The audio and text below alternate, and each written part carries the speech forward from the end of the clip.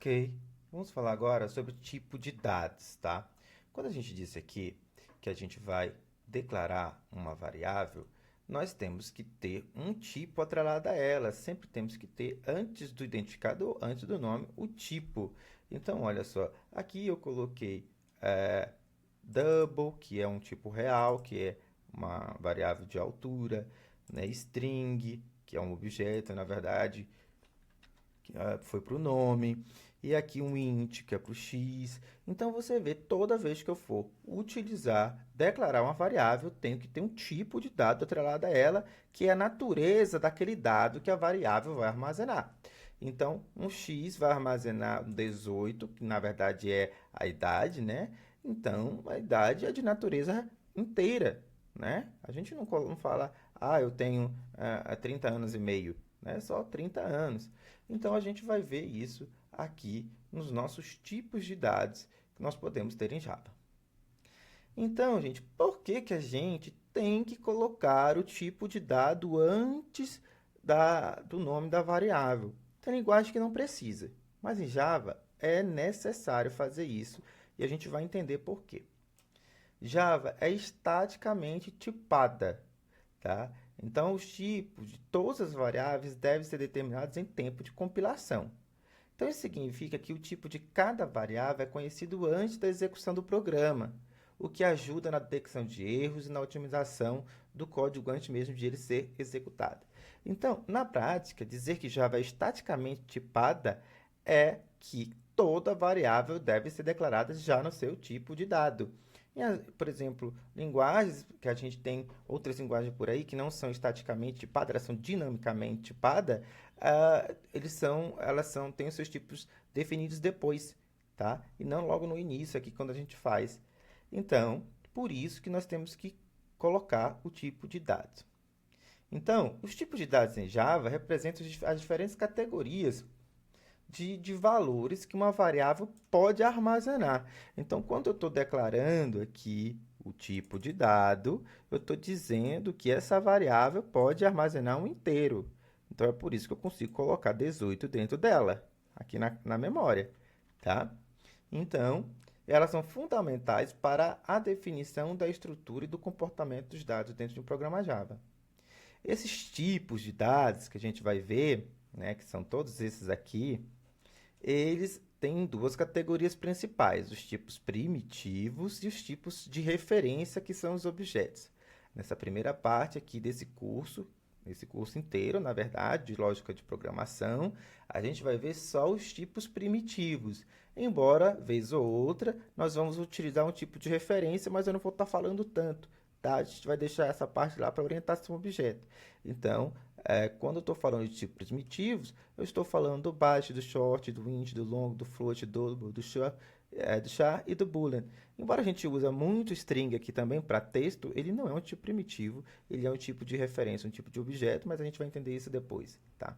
Então, Java possui 8 tipos primitivos, onde 6 são tipos numéricos, um tipo char para caracteres, né? Então, A, B, C, D, 1, 2, desde que seja um caractere, e um tipo booleano, aqui, que é o boolean que recebe verdadeiro ou falso. Então, basicamente, quando você vai declarar uma variável, você tem que dizer se ela é inteira, se ela é real, de ponto flutuante, se é um caractere ou se é um lógico, tá? Aqui nos tipos primitivos, é o que a gente vai utilizar inicialmente aqui. Vez ou outras vamos utilizar também string, tá? No lugar do caractere, mas vocês vão entender por quê. E aí, o que significa declarar esse tipo aqui, tá? Se ele for inteiro, ele pode ser byte, short, int, long.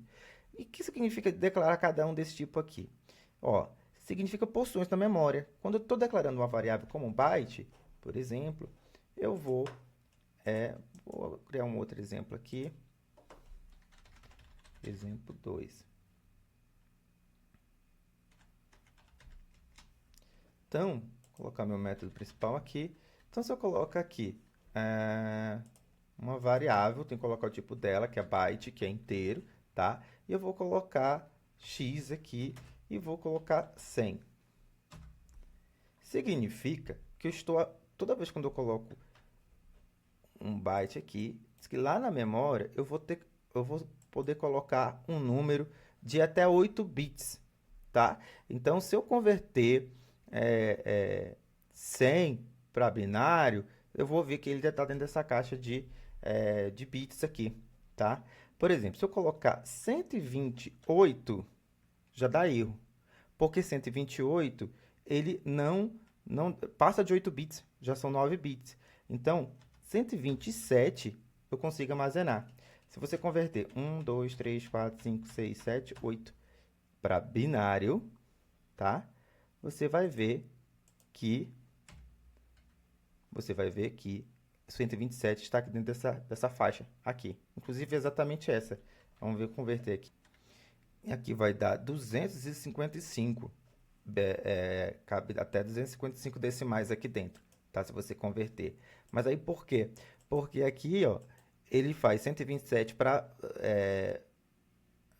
positivo e também até 127 para negativo também. 128, eu acho. É isso, até 128. Se eu colocar 129, ele não vai mais. Então, ele cabe 255 aqui dentro, mas considerando as faixas negativa e a faixa positiva. Então, para cada um tipo de dado que eu for declarando, eu vou ter um tamanho específico que eu posso colocar ali dentro, que ele vai suportando. Né? Para quem fez essa disciplina, que já sabe como funciona essa questão dos bits, dá para converter para decimal e você sabe até o máximo que cada tipo de dado consegue armazenar na memória. Né? Então, ó, se eu declarar uma variável como short, aqui, deixa eu colocar aqui 128, né? Um short y, eu vou ter um valor aqui dentro também, que eu posso armazenar dentro dela. Vamos tentar testar aqui. Ó, a partir daqui já não deu mais. De 10.000 vai, 100.000 já não cabe mais, porque ultrapassa os 16 bits. Se tu converter isso aqui para decimal, tu vai ver que vai ter um número bem maior, tá? Do que 16 bits. E aí assim por diante, int, o long, o float também. Mas aí vocês me perguntam, professor, mas por que é importante isso? Quando você faz isso, gente, você está usando ou deixando de usar uma porção da memória. Isso é muito importante. Para que eu vou armazenar uma variável do tipo long de 64 bits que vai pegar um monte de espaço ali na memória para armazenar uma idade, sendo que eu vejo que uma pessoa não passa de 127 anos. Eu posso declarar uma idade sempre como byte, tá? Uma pessoa viva, né? Às vezes, se a gente quiser armazenar a idade de uma pessoa que já se foi, ela pode ter 500 anos que já se foi, tá? E, geralmente a gente coloca muito como inteiro a idade mesmo, é só para uma questão mais que é mais intuitivo para a gente entender que uma idade é inteira. Mas aí que quando você coloca byte, você vê que ela usa um espaço menor na memória, tá? E aí a gente vai ver aqui, né, como funciona cada um desses aqui. E eu vou colocar aqui int 128. Deixa eu colocar aqui. Deixa eu colocar int xyz, que é igual a 10. Eu já posso colocar aqui 100.000. Eu já posso colocar, não vai fazer diferença, long, né? E aí eu vou colocar o mesmo valor, mas vai ter o problema, né? Long. E aí eu vou pegar aqui e eu vou mostrar esses valores aqui pelo system, tá? Como é que eu mostro o valor de uma variável? Eu simplesmente chamo aqui e coloco o valor dela, tá bom? Ó, valor de x, tá?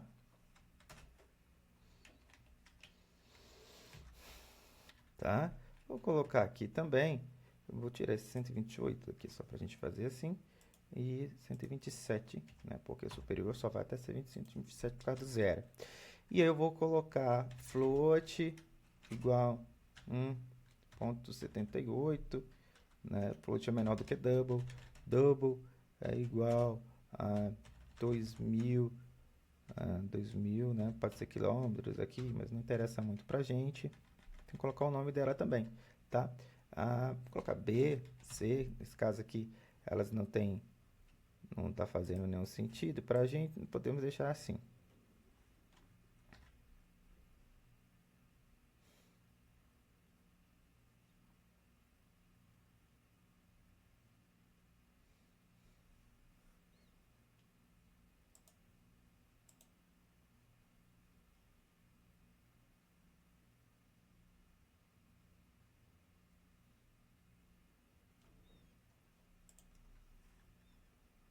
Olha só que interessante, ele está dizendo que B, né, eu tenho que fazer um caching aqui, porque esse valor é um double para cá.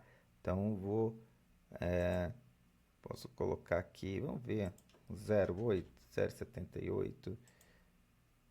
Ele vai sempre pedir para eu colocar.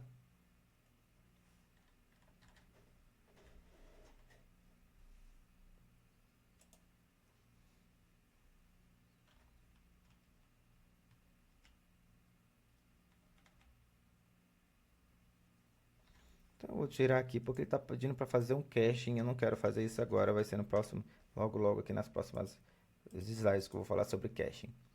Então, eu posso mostrar aqui desse jeito, tá? Quando eu quero mostrar o valor de uma variável, x, coloco maisinho e o valor dela, tá?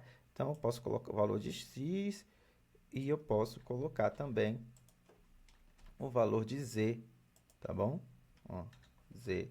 Então, vou salvar isso daqui e executar. A gente vê aqui, ó.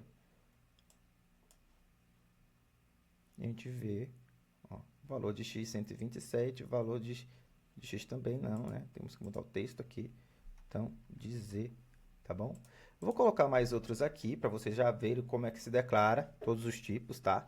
Então, eu vou colocar int short b, eu vou colocar um boolean. O boolean, ele pode receber tanto true quanto false, tá? Verdadeiro ou falso, vou colocar aqui false, tá? E vou colocar, sempre estou esquecendo aqui, né? Vou chamar ele de bool, tá? E vou chamar também um char, que é igual a b aqui dentro, tá? Caractere bem aqui. E eu vou colocar uma string, gente, que ela não é um tipo primitivo, mas vou colocar aqui porque a gente vai utilizar muito para colocar textos, tá? Porque senão a gente teria que colocar um caractere de cada vez até formar uma string, tá? Então, vou colocar aqui string, segue o mesmo padrão, string. Vou colocar cidade, que é o nome, né? O nome da cidade. Vou colocar Brasília aqui. Então, para todos esses casos, pessoal, é só chamar aqui o nosso método de saída, né? Se eu quero mostrar eles aqui, vou colocar aqui, vou colocar a nossa variável bool, que vai aparecer ali false. Vou colocar a boolean e aqui eu vou colocar